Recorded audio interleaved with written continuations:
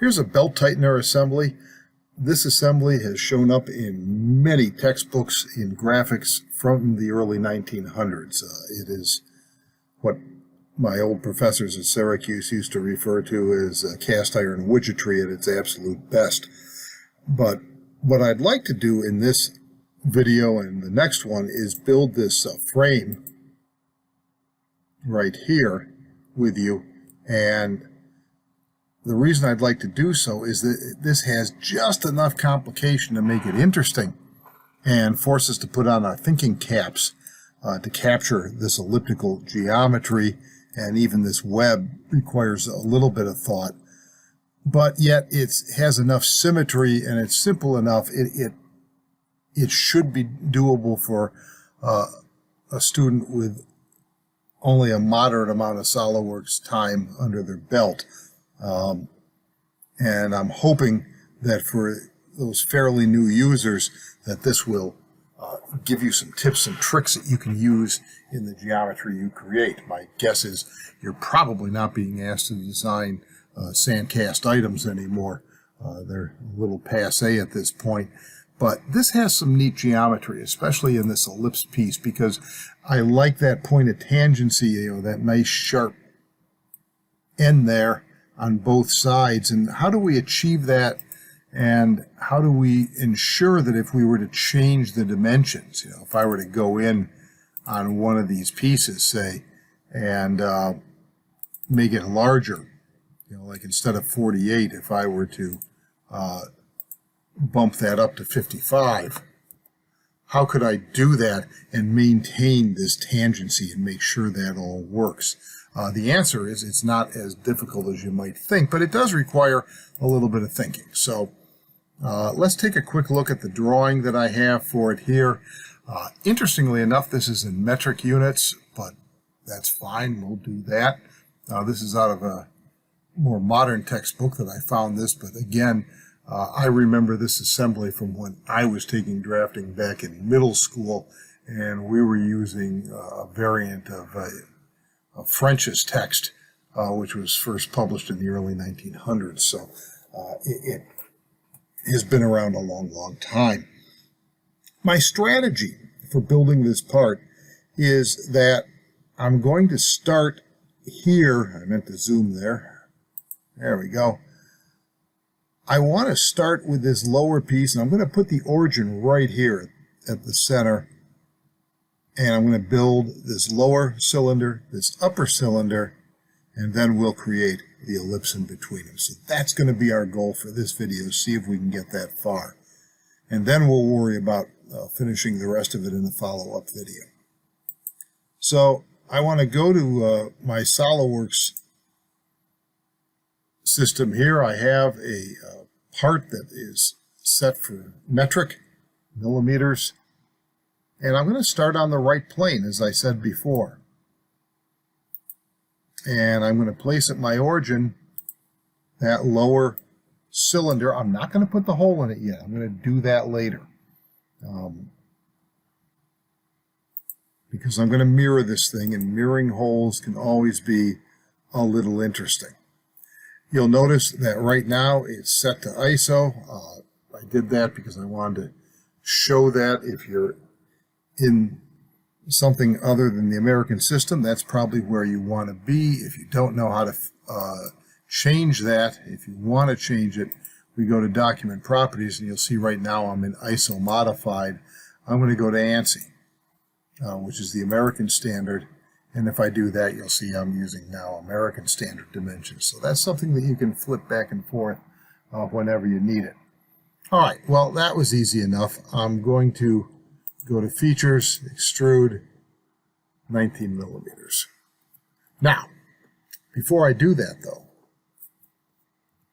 I don't really want it on the right plane, because you'll notice that I'd like to have the right plane as the part of symmetry, so I really want it 35 millimeters away.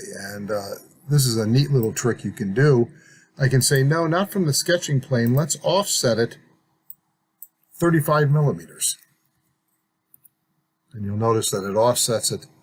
Go 19. Done. I can set the material to malleable cast iron.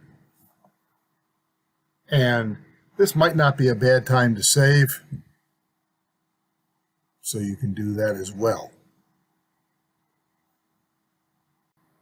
I'm going to go back to the right frame, sketching that right, and this time I'm going to come up.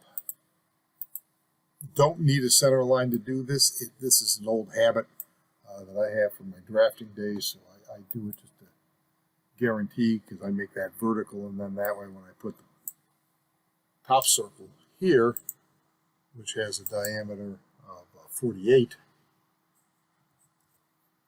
millimeters, and then I can just put in a distance of 140. And you can see I can do that, and it extrudes out 25 millimeters. And just as I did before, I'm going to go offset 35 millimeters, and then not 19, now it needs to go 25 because of different thicknesses. So I now have a two body part, extrude 1 and extrude 2, and those will get joined together when we create the ellipse in between. Now to create this ellipse is going to take a little bit of work. My ellipse is centered 7 millimeters in from the back side, so one way to build that very easily to get to that area is just build a reference plane. So I'm going to build a plane off that back side, 7 millimeters. It's in the wrong direction, so I'll flip offset. Now here's my battle plan, if you will. I'm going to draw these two edges and a center line. So I'm going to build an ellipse that follows the center line, and then the endpoints of the ellipse are going to follow these two outer curves. Let's see if I can do that. So let's go to this plane I just built and sketch on it. And I'm going to sketch the first line, and I'm going to draw a vertical center line. I'm not going to connect to the centers because that's not where it goes.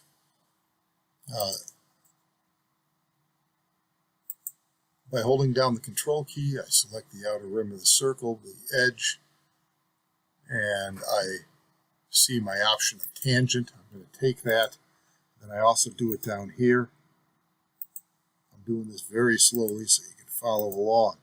And then I'll pick that rim and the point, and I'll go coincident. And ditto with the lower. Coincident. And then I want this middle line to be the same length. So I'll make those two endpoints horizontal. And this one, which you notice is defined as black, it's fully defined now as horizontal. And what I just did is this now touches at the point of tangency, which if you zoom in, you can see is not quite at the center. It's a little below. Okay? And that's important. And this one's a little below here. You know, the center is up here. Now, I'm going to use the mirror command. I'll pick this edge, and I'll say mirror about the center line, and that gets me my third line. All right. I don't need that plane anymore, so I'm just going to hide it because it kind of gets in my way. Now, the sketching plane is either going to be this where the bottom pieces meet or the top. That's where the ellipse goes to get in between these two. Doesn't matter which one you pick, but the easiest way to build that is to go to the top, go reference plane, and then pick one of those points. And that'll drive that new plane through that top. And you say, why would I bother doing all this? Well, the reason might be is because often in design, I don't know what these dimensions are going to be when they're finally done. You know, early in the design process, things may change. They may change a lot. So by building it this way, if I change the relative size between these two cylinders, this plane will now move up and down with it, and these lines will adjust in their length because we made them tangent and coincident. This is parametric modeling, the way it's supposed to work. So you let the solid modeler do the work instead of you, and that way when the modifications are made, the part just updates correctly and works. As I showed at the beginning of the video, we can not worry about the save reminder too much. All right, I'm going to sketch on this plane too, and I need to build the ellipse. And here's the ellipse command, and I'll start the circle here, and then it looks like a circle, but then I bring in the points like that. Now, the way I would go about doing this is I would make sure that those two are horizontal. That'll line these up and down. You notice I drew it off the geometry. And the reason I did that is because then it's easy to grab it. So I'll grab that in the center line and use the pierce command. You use that to tell SolidWorks that, hey, this point, the center point, is going to follow that line. Likewise, you tell it that this point is going to follow this line. Pierce. And then it looks a little silly here until we realize that the width is 12 millimeters. So we set that to 12, and my goodness, that cleaned it right up, didn't it? So there's the sketches I need, and I can again hide that plane. Between these two sketches, I now can create that ellipse that follows down and keeps tangent to both cylinders. So to make that, I'm going to go to Sweep, Swept Boss. It asks me for the profile. The profile is this sketch. The path is the center line.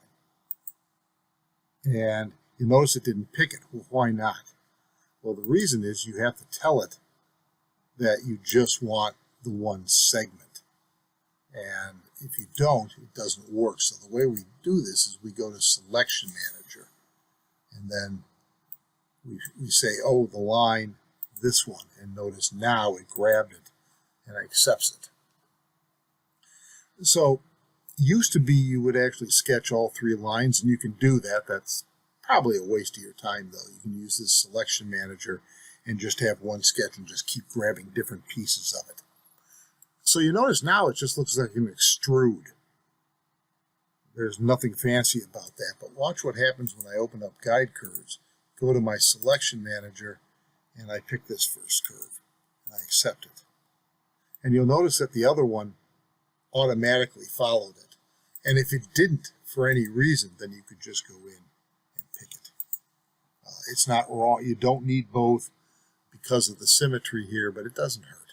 And if you like to do that, if you ever for some reason decide that this isn't symmetrical on the top anymore, we made it such, but if you decide that that wasn't the case, then you would need both guide curves. So I'm kind of preparing for the event.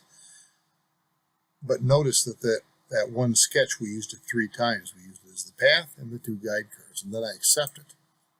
And you can see that we've achieved what we were looking for. We have nice sharp connection points, and if I change diameter here, see how it keeps the tangencies, and it works really well. So this is Sweep with Guide Curves. This is probably the hardest part of this part is now done, and we'll look in the next video about finishing it.